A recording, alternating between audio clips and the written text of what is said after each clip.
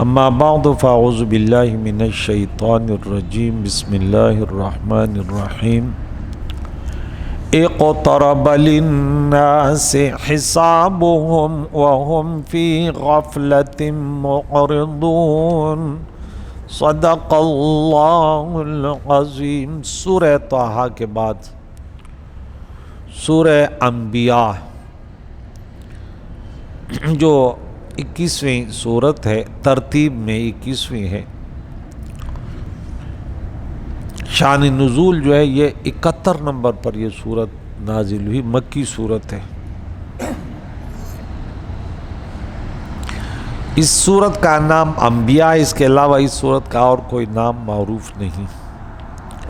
عبداللہ ابن مسعود رضی اللہ تعالیٰ عنہ نے اس سورت کو انبیاء کہا۔ عبد الرحمن بن یزید بیان کرتے ہیں کہ عبداللہ بن مسعود نے بیان فرمایا بنی اسرائیل، الکہف، مریم، طٰہٰ اور انبیاء یہ قدیم صورتوں میں سے، اور ان کو ابتدائی اسلام سے حفظ کیا جاتا ہے۔ یہ بخاری کی حدیث میں 4749 میں ذکر ہے، 39 میں 4749 میں۔ حافظ ابن حجر عسقلانی لکھتے ہیں کہ حضرت عبداللہ بن مسعود نے 5 مسلسل اور ایک دوسرے کے بعد آنے والی صورتوں کے نام ذکر کیے ہیں، اور یہ سب صورتیں مکی ہیں، مکے میں نازل ہوئی ہیں۔ جمہور علماء کا یہی موقف ہے۔ اس کے علاوہ جو اقوال کمزور ہیں، بعض لوگ بدنامی کے لیے پھر کمزور اقوال بھی لاتے ہیں، جیسے حضور علیہ السلام کی ولادت کا، تو بیچ میں کہ یہ بھائی اقوال ہم سب مانتے ہیں۔ معراج کا واقعہ اس میں تو صرف لوگوں کے ذہنوں میں انتشار پیدا کرنے والے، اللہ ان کے فساد سے بچے، بولو آمین۔ اس سورت کا نام انبیاء رکھنے کی دوسری وجہ یہ کہ اس سورت میں 18 انبیاء علیہ السلام کا ذکر۔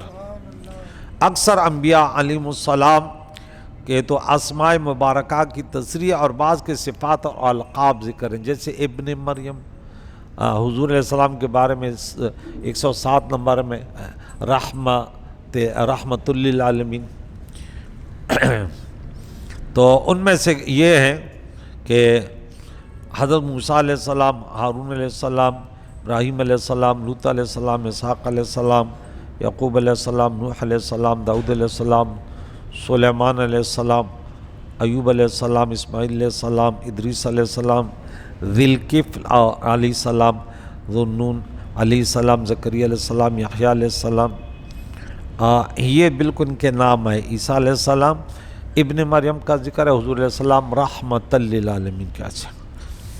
سورہ انعام میں بھی 18 انبیاء کے نام کا ذکر ہے، سورہ انعام جو 6 نمبر سورت ہے، اور وہ پہلی سورت اس سے پہلی ہے، وہ اس کا شان نزول 55 نمبر پر ہے، اور اس کا 71 اس لیے انعام کا کہتا ہے نام، یہ عقل تو ایک کہتے اس کا نام انبیاء ہونا چاہیے۔ تو لیکن چونکہ اس میں مویشیوں کا ذکر سورہ انعام میں انعام، اور اس صورت میں مویشیوں کے جو 6 بار لفظ آیا ہے، اس لیے اس صورت کا نام انعام اور اس کا نام انبیاء۔ اس کے علاوہ ہم کئی بار بیان کر چکے کہ وجہ تسمیہ جامع معنی نہیں ہوتی، وجہ سے سنا وہ نام ہے، ٹھیک ہے۔ سورہ انبیاء کا سورہ طٰہٰ سے مناسبت۔ سورہ طٰہٰ کے اینڈ میں ہم نے پڑھا تھا کہ قُلْ كُلٌّ مُتَرَبِّصٌ فَتَرَبَّصُوا فَسَتَعْلَمُونَ مَنْ أَصْحَابُ الصِّرَاطِ السَّوِيِّ مَنِ اهْتَدَىٰ۔ آپ کہیے سب انتظار کر رہے ہیں، سو تم بھی انتظار کرو، ان قریب تم جان لو گے کہ کون سیدھے راستے والے ہیں اور کون ہدایت یافتہ ہے۔ اور سورہ انبیاء کے ابتدا میں قیامت کے آنے سے خبردار فرمایا کہ اقترب للناس حسابهم وهم فی غفلۃ معرضون، لوگوں کے حساب کا وقت قریب آ چکا ہے اور وہ پھر بھی غفلت میں پڑے ہوئے اعراض کرنے والے ہیں۔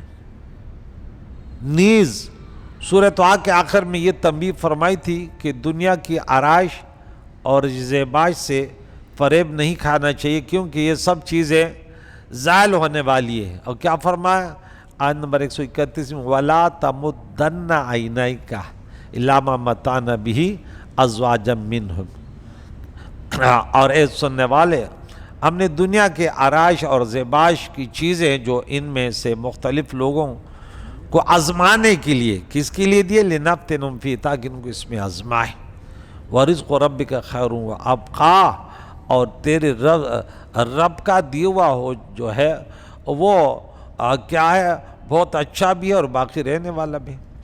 और अंबिया की पहली आयत में ये फरमाया कि क़यामत का वक़ूअ करीब आ चुका है, और इसका तकाज़ा ये है कि दुनिया की रंगीनियों में और दिलचस्पियों से दिल न लगाया जाए, और इबादत और रियाज़त में दिल लगाया जाए, और अल्लाह ताला के सामने जिन चीज़ों का हिसाब पेश करना है इनमें दिल लगाया जाए और इनकी तैयारी की जाए। और इस तरह सूरह तहा का आखिर और सूरह अंबिया का अव्वल दोनों क़यामत के क़ुर्ब की खबर दे रहे हैं, और इसकी तैयारी करने पर बरांगेख्ता कर, ये वजह मुनासिब।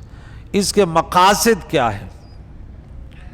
मकासद बहरहाल ये कि कब दोबारा ज़िंदा होने, ये लेकिन ये हम भी तरतीब सुनेंगे।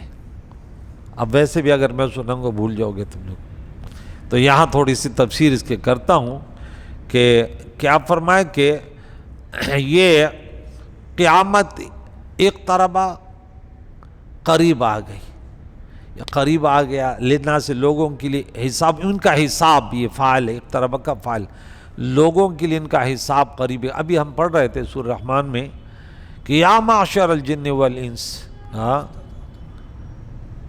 कि तुम देखे, अच्छा उससे पहले वाले सनफ़्रुग़ु लकुम अय्युहस सक़ालैन, करीब तुम्हारा हिसाब लिया जाने वाला है।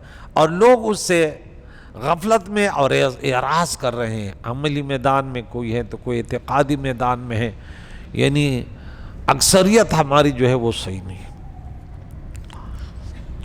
लोगों ने दुनिया में जो कुछ भी अमल किए हैं इनके हिसाब का वक्त आप पहुंचा है, और अल्लाह ताला ने इनके जिस्मों, इनके बदनों, इनके खाने पीने की चीज़ों, इनके लिबास और इनके दीगर ज़रूरियात पूरी करने के लिए जो नेमतें इनको अता फरमाई हैं, इन नेमतों के मुकाबले में इबादत पेश करने का वक्त आ पहुंचा है।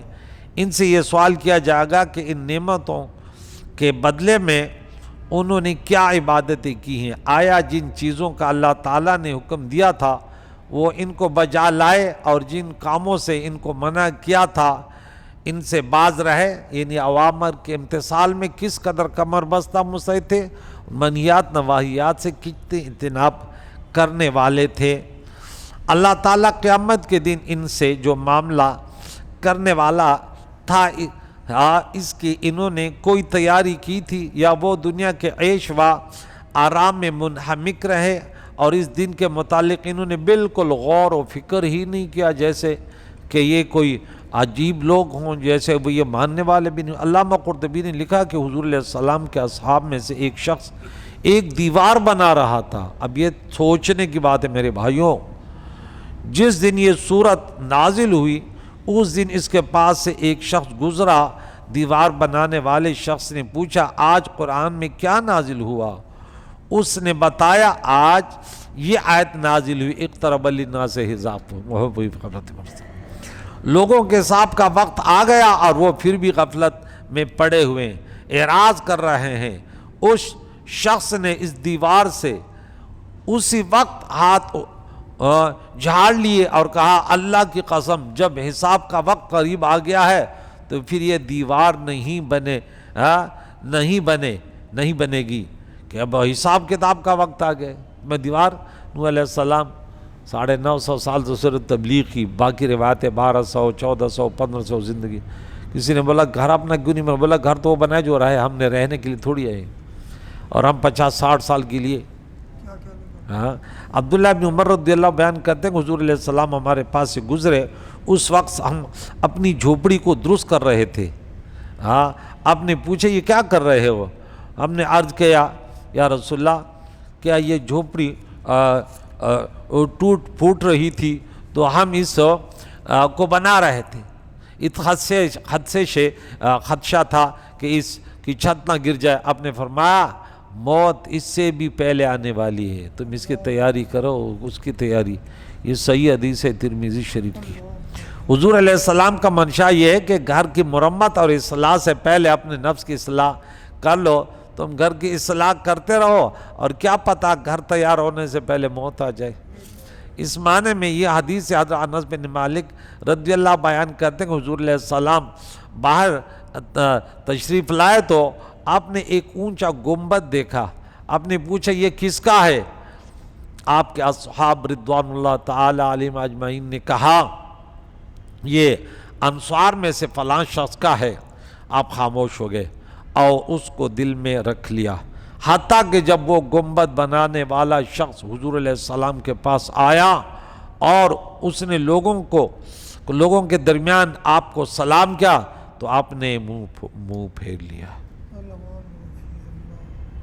سوچنے کی بات ہے، ایسا کئی بار ہوا حتیٰ کہ اس شخص نے آپ پر غضب اور اعراض کرنے کے آثار دیکھے کہ میرے نبی ناراض ہیں۔ اس نے اپنے اصحاب سے اس کی شکایت کی اور کہا اللہ کی قسم میں حضور علیہ السلام کو بدلا ہوا پا رہا ہوں۔ اس کے اصحاب نے بتایا کہ حضور علیہ السلام باہر نکلے تو ہم نے تمہارا بنایا گنبد دیکھا تو حضور علیہ السلام نے دیکھا تو بس اتنا اس نے پوچھا، ہم نے بولا فلاں کا ہے، تو وہ شخص واپس اپنے گنبد کی طرف گیا اور اس کو گرا دیا حتیٰ کہ زمین کے برابر کر دیا۔ پھر ایک دن حضور علیہ السلام باہر نکلے تو اس گنبد کو نہیں دیکھا، پوچھا وہ گنبد کہاں ہے؟ صحابہ نے کہا اس شخص نے ہم سے آپ کے اعراض کرنے کی شکایت کی تو ہم نے اس کو خبر دی، اس گنبد کو گرا دیا۔ اپنے فرمائے عمارت اس کے بنانے والے پر وبال ہے سوائے اتنی مقدار کے جس میں ضرورت ہو۔ یہ بھی ابو داؤد کی صحیح حدیث ہے۔ اس حدیث کا منشا یہ ہے کہ جب لوگ بڑی بڑی اور بلند عمارتیں بنانا شروع کر دیں گے تو ان کا دل دنیا کے زیب و زینت اور دنیا کی چمک دمک میں لگا رہے گا اور اللہ تعالیٰ کی عبادت کرنے اور اس کی یاد سے غافل ہو جائیں گے۔ انسان دنیا کی جتنی زیادہ نعمتوں سے فائدہ اٹھائے گا، قیامت کے دن ان نعمتوں کے مقابلے میں اتنی زیادہ عبادت پیش کرنی ہوگی۔ اور عبداللہ بن مسعود رضی اللہ بیان کرتے ہیں حضور علیہ السلام نے فرمایا میری اور دنیا کی مثال اس طرح ہے جس طرح کوئی سوار ہو وہ کسی گرم دن میں ایک درخت کے نیچے تھوڑی دیر کے لیے قیلولہ کر کے آرام کرے اور پھر اس کو چھوڑ کے چلا جائے۔ بس یہ دنیا ہے کہ درخت کے تلے تھوڑا سا آرام کیا اور پھر چلا گیا۔ بڑے بڑے بنگلے بنانے والے یاد رکھو کبھی ادھر سے قرآن نہیں سنیں گے۔ بڑے بڑے یہ اس کے حالت دیکھو، یہ خدا کی بستی کا میں روزانہ اس کی مثال دیتا ہوں۔ اگر یہ بنگلے والا ہوتا یہاں کار سے گزرتا 100 سال گزر سکتے تھے، لیکن مسجد میں نہ، ارے کام بھی ہوتا تب بھی نہ آتا، میرے پاس ٹائم نہیں۔ کتنے دنیا داروں کو ہم نے کہا کہ دیکھیں ہم صرف ان کو دین کی ترغیب کے لیے بولا ہمارے پاس ٹائم نہیں ہوتا۔ یاد رکھے دنیا داروں کے پاس ٹائم نہیں ہوتا، اللہ توفیق نہیں دیتا تو ٹائم کیسے آئے گا؟ ہم سمجھتے ہیں نا دنیا بڑی چیز ہے، بڑی چیز نہیں ہے، دل میں تکبر غرور پیدا کرتی ہے۔ ایک اور حدیث سنا دوں آپ لوگوں کو، اللہ اکبر کبیرہ۔ حضرت عبداللہ بن عمر رضی اللہ تعالیٰ عنہ بیان کرتے ہیں حضور علیہ السلام نے میرا کندھا پکڑ کر فرمایا، کیا فرمایا؟ دنیا میں کن فی دنیا کا انکا غریب، دنیا میں اس طرح رہو یا اس طرح جیسے کوئی شخص کوئی راستہ، دنیا میں مسافر کی طرح رہو یا اس طرح رہو جیسے کوئی او عابر سبیل، یا بس روڈ کہ اس طرح اس طرح پار کرنے والے، بس، یا مسافر کہیں آتے ہیں تو گھر تھوڑی آباد کرتا ہے، بولے یار میں نے کل جانا ہے۔ اور عبداللہ بن عمر کہتے تھے کہ جب تم شام کو پاؤ تو صبح کا انتظار نہ کرو، اور جب صبح کو پاؤ تو شام کا انتظار نہ کرو، کیا پتہ کس وقت موت آئے۔ اور اپنی صحت کے ایام میں بیماری کے ایام کے لیے نیک عمل کر لو، اور اپنی زندگی میں موت کے لیے نیک عمل کر لو، تاکہ جب تک مرض کی وجہ سے عمل نہ کر سکو تو صحت میں کیے ہوئے عمل تم کو نفع دے۔ یہ بالکل بخاری مسلم ابن ماجہ کی صحیح حدیث ہے۔ اس حدیث کا منشا ہے کہ دنیا کی طرف میلان اور رغبت نہ کرو اور اس کو اپنے رہنے کے لیے وطن نہ بناؤ۔ الدنیا دار من لا دار لہو، دنیا اس کا گھر ہے جس کا کوئی گھر نہ ہو۔ وَلَهَا يَجْمَعُ مَنْ لَا عَقْلَ لَهُ، اس کو جمع حرام حلال نہ دے کے جمع کرے، یہ بے عقل بے۔ الدنیا مال من لا مال لہو، مال اس کا ہے جس کا کوئی مال نہ ہو۔ عائشہ صدیقہ اس حدیث کی راوی ہے، مشکات شریف میں حدیث ہے۔ یعنی دنیا کو مقصد نہ بناؤ کہ دنیا کی طرف میلان رغبت نہ کرو، اس کو اپنے رہنے کے لیے وطن نہ بناؤ، اور اپنے دل میں یہ منصوبہ نہ بناؤ کہ تم نے یہاں پر ہمیشہ رہنا ہے۔ دنیا سے صرف اتنا تعلق رکھو جتنا مسافر دوران سفر کسی جگہ سے اپنا تعلق رکھتا ہے۔ پٹھان کہتے ہیں دا دنیا دا پا مثال دسرئی آباغ دا اوتلرات لدی پکی سوکو اوسی گنا، سرائے کے طرح، ریسٹورنٹ کہتے ہیں لیکن انگلش میں کیا کہتے ہیں؟ ہوٹل کو کیا کہتے ہیں؟ ریسٹورنٹ۔ بس ریسٹورنٹ آیا اور کھایا پیا اور گیا، بولے آنا جانا یہاں کوئی رہتا نہیں ہے، دنیا نہیں ہے۔ اب پھر کیا کہتا ہے؟ پھر کہتے ہیں اے انسان زے پا زیدے پا دنیا کڑے بنگلی جوڑے۔ کتنا صحیح کہا، بولے جگہ جگہ تو نے بنگلے بنا لیے انسان، او دا آخر دا پارا غم دا سفر نشتا، آخرت کے لیے ایک چھپرا تک نہیں بنایا۔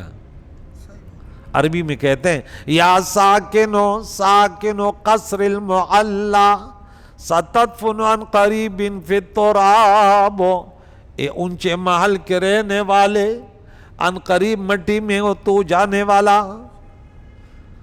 یک پا یکائے بد منکر آئے نکیر جواب کڑے،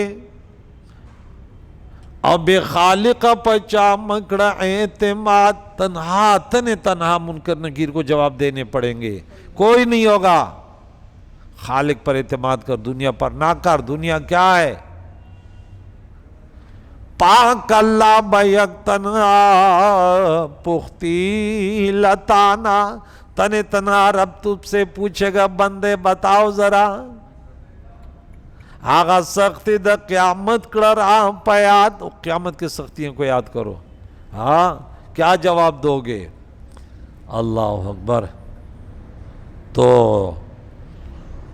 ایک مسافر جتنا رکھتا ہے، یہ حدیث دنیا سے فراغت حاصل کرنے، دنیا میں زہد اور بے رغبتی اور دنیا کو حقیقت جاننے اور جو کچھ تمہارے پاس ہے اسی پر قناعت کرنے کی اصل ہے۔